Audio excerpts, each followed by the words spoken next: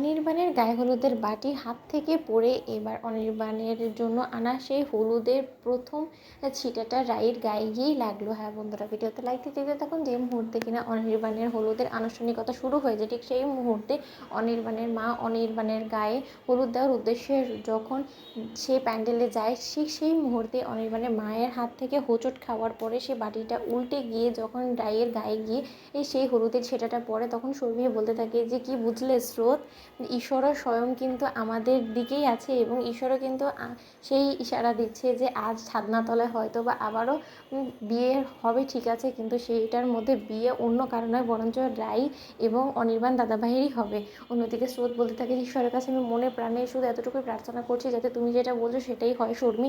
অন্যদিকে শর্মি বলতে থাকে যে আরে কাম্মা, এটা কি হলো বলো তো, এটা কী করে হলো, তোমার একটু সাবধান হওয়া উচিত ছিল। এমনি তো তুমি আমাকে বলো যে আমি নাকি ড্যাং ড্যাং করে হাঁটি বলে আমার হাত থেকে সব কিছু উল্টে পাল্টে পড়ে যায়, তাহলে এখন তোমার হাত থেকে এটা কী করে ছিটকে পড়ে গেলো বলো তো, আর রাই তোমার গায়ে এবার কী করে এই হলুদটা লাগলো বলো তো। অন্যদিকে অনির্বাণের মা বলতে থাকে যে এই অপয়া মেয়েটা যেখানে আছে সেখানে এইসব কাণ্ড কারখানা ঘটবে না, সেটা কী করে হতে পারে। অন্যদিকে অনির্বাণের বাপি বলতে থাকে যে সোহিনী, শুধু শুধু মেয়েটাকে কেন দোষারোপ করছো বলো তো, ও তোমাকে কোথায় তোমার রাস্তা কেটেছিল, তুমি তো রীতিমতো নিজের অসাবধানতার কারণে বাটিটা উল্টে দিয়েছো। অন্যদিকে অনির্বাণ বলতে থাকে যে ঈশ্বরের যে ইশারাটা ঠিক অন্য জায়গায়, মা তুমি সেটা না বুঝতে পারলে আমি ঠিকই বুঝতে পেরে গিয়েছি। ঈশ্বরও কোনোভাবেই চায় না যে আমার সন্তান বাবা মার ভালোবাসা থেকে বঞ্চিত হোক, তার জন্যই হয়তো বা আমার সন্তান এবং ঈশ্বর ওরা দুজনে মিলে হয়তো বা আমাদেরকে আবারও কাছাকাছি আনার ব্যবস্থা করছে। তার প্রথম ইশারা তো ঈশ্বর আমাকে দিয়েই ফেলেছে।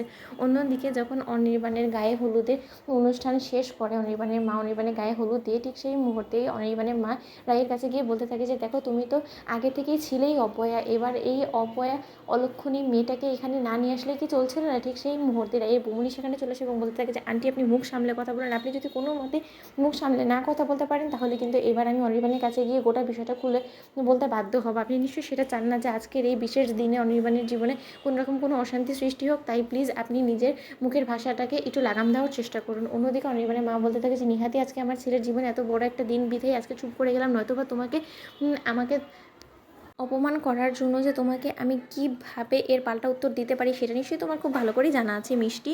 অন্যদিকে মিষ্টি বলতে থাকে সে সব কিছু জানা আছে, কিন্তু অতীতের মিষ্টি এবং এখনকার মিষ্টির মধ্যে আকাশ পাতাল তফাৎ। কারণ আপনি ভুলে যাবেন না যে এখনও পর্যন্ত কিন্তু আমাদের সঙ্গে আপনাদের একটা সম্পর্ক বজায় আছে এবং এই সম্পর্কের সম্মানের খাতিরেই কিন্তু আমি আপনাকে এই যাত্রায় ছেড়ে দিলাম। আর আপনিও ভুলে যাবেন না যে সন্তানটাকে আপনি অলক্ষণী অপয়া বলছেন না, সে আপনার ছেলের সন্তান এবং সে এই বাড়িরই কিন্তু বংশধর, সেটা ভুলে গেলে কিন্তু চলবে না আন্টি। তাই বলছি এখনও সময় আছে, সাবধান হয়ে যান। অন্যদিকে সোহিনী বলতে থাকে যে যাক বাবা, এবার শুধু সন্ধ্যে ঘনিয়ে আসার অপেক্ষা রইল। তো বন্ধুরা, ভিডিওটি ভালো লাগলে লাইক এবং শেয়ার সাবস্ক্রাইব করতে ভুলো না।